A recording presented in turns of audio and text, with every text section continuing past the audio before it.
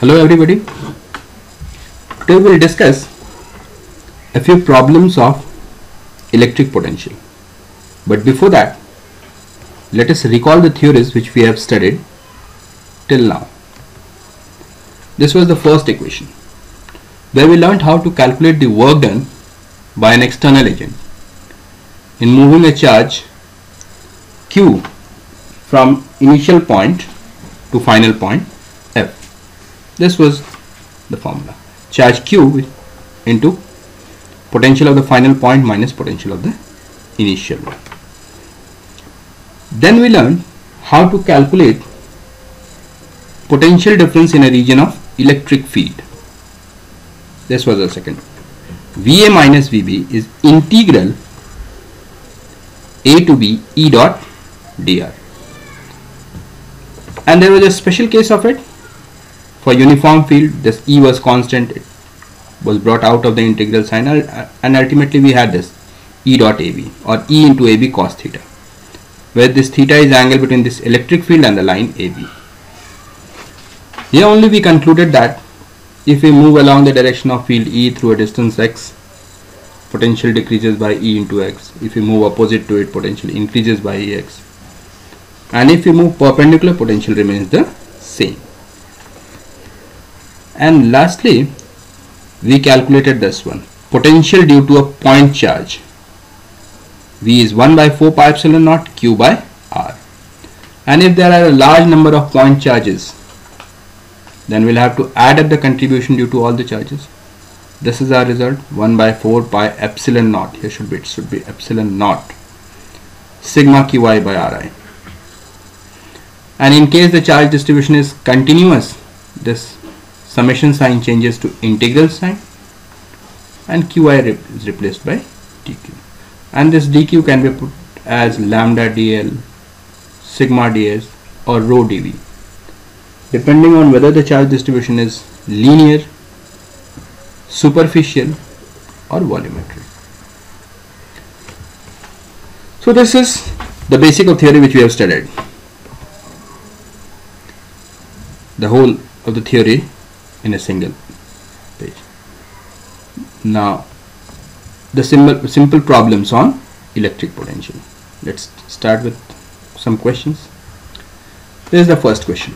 The figure here shows a uniform electric field E in the rightward direction, and there are a few points A, P, B, and this is a right angle triangle. Now the question is, which of the points A, P and C has the maximum potential? And we have to find the value of this potential difference between A and C and P and C. Now we have learned that if we move along the direction of field, potential decreases. So if we move rightward, potential decreases. It means if we move leftward, potential increases. Moving this way. So A has the largest potential. Point A has maximum potential, and P and C are having same potential because this line PC is perpendicular to the field. Next, VA minus VC, VA minus VP. Let us calculate this. VA minus VP, this is electric field E into AP. AP is line AP is parallel to the field, theta is 0, so E into X, and VP is equal to VC. P and C are having the same potential, so we could also write VA minus VC is this one, and this VP minus VC is known, it's 0. Let's see another problem. Now this is second one. Here an electric field is given. This is a uniform electric field, 2I cap plus 5J cap, and we have to find the potential difference between the points A. This should be bracket over here, 6 meter comma 2 meter and 10 meter comma 5 meter. So this should be taken care of this is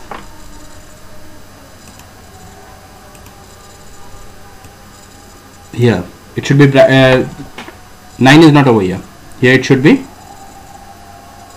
bracket. Coordinate of point A is 6 meter comma 2 meter. Anyhow, let's proceed further. For uniform electric field, first of all let's write down AB vector. What AB vector is? From 6 meter to 10 meter means 4 meter along x-axis and 3 meter, 2 meter to 5, 3 meter along y-axis. So AB vector is 4i cap plus 3j cap. E is given. And for uniform electric field, VA minus VB is E into E dot AB vector.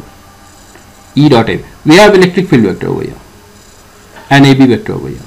Substitute the values. This is E vector, this is AB. If we take the dot product, it's I cap multiplied with I cap means 4 into 2, 8 plus 5 into 3, 15. Joule per, Newton meter is joule, joule per coulomb, that is volt. So 23 volt. There is the. So again take care that this is not 9. It's bracket over here, the bracket is missing. Now this is yet another example where the field is given as 2 alpha xi cap plus yj cap. Alpha is a positive constant and we have to find the field at point P x comma y, assuming potential at origin to be 0. Now let us begin with it. We'll again start with, we know this dV is minus E vector dot dr for a small displacement here. Dr can always be written as dx I cap plus dy j cap. So we will substitute this replace this dr by dx I cap plus dy j cap, and E is known. So put the values. This is for E dot dr. Now let us take the dot product of this one. You know how to take the dot product? I cap with I cap, j cap with j cap. So this will be minus 2 alpha x dx minus y dy. 2 alpha is common, x dx minus y dy. dV is this much. Let's integrate both the sides. Integrating dV. Now this integral, now let's put the limits also, or put the limits. When y is 0, x is 0, this is for the origin, x0, x0, y0, potential is 0. And at point P, x coordinate is x, y coordinate is y, the potential is v. Now let us integrate this one. This is a constant. X dx means x to the power 1 dx. This one is x square by 2. Exactly in the same way, y dy is y square by 2. And this integral dv will be v minus 2 alpha com. This is the thing. This 2 factor will get cancelled away. Ultimately we'll have v as alpha y square minus x square. This is the basic result. This is how we have solved for a non-uniform electric field. Let's see another example. Here we have 4 identical charges Q located on the 4 vertices of a square with side A, and we are supposed to find the potential at midpoint of any one of the side of the square. Let's draw the diagram for it. This is the diagram. This is the point P where we have to find the field. Now just, we know the expression for potential due to a point charge. It's simply kq by r. The distance of this point P from this A and D, it's a by 2. Distance of P from A and D is a by 2. So potential at P due to this A and potential at P due to this D, they will remain the same, and it will be kq by 1k means 1 by 4 pi epsilon naught q by a by 2. This is the thing. V1 is the potential at P due to A or due to D. Both are the same value. Now similarly, the distance of P from B and from C, they are equal. They are equal to this one. Distance of P from B and C is A by root 2. So the potential at this point P because of this charge Q is again 1 by 4 pi epsilon naught Q by A by root 2. So this V2 represents potential at P either due to B or due to C. Now when we have to find the net potential at P, we'll have to add up the contributions of A, B, C and D. So we will be contributions of A and D, that is V1 plus V1 plus V2 plus V2. So net potential is 2V1 plus 2V2. Here it should be V2. And here we'll put the values and simplify this. This would be the result. Let's see another problem. Now we have a ring of radius R and it's given a charge Q which is spread on its circumference. We are supposed to find the potential at any point on its axis at distance x from its center. See the diagram. This is the diagram. This is the ring on which charge Q is spread, total charge Q, and this is the point where we have to find the field. Now let us take a very small section of this Q, dq over here. This arrow shows the small dq. This dq has a distance under root r square x square from point P.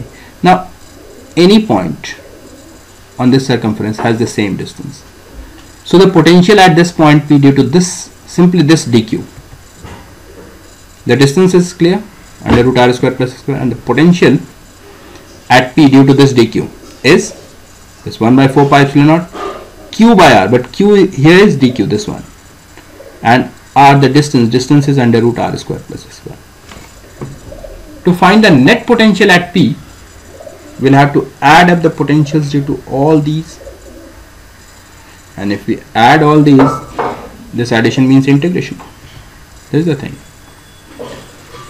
Now here the left side integral dv will be v. Here first we'll take out the constant factors. All the factors are constant except this dq. So this is the thing we have taken out at constant. Integral d. Integral dq means sum of all such dq. This dq, this one, this one, this one, this one. If we add all these dq, this will give us q. So this integral dq is q. So we have the result. V is q by 4 pi epsilon naught under root r square plus x square. This is a very important result. We'll use this in our next problem.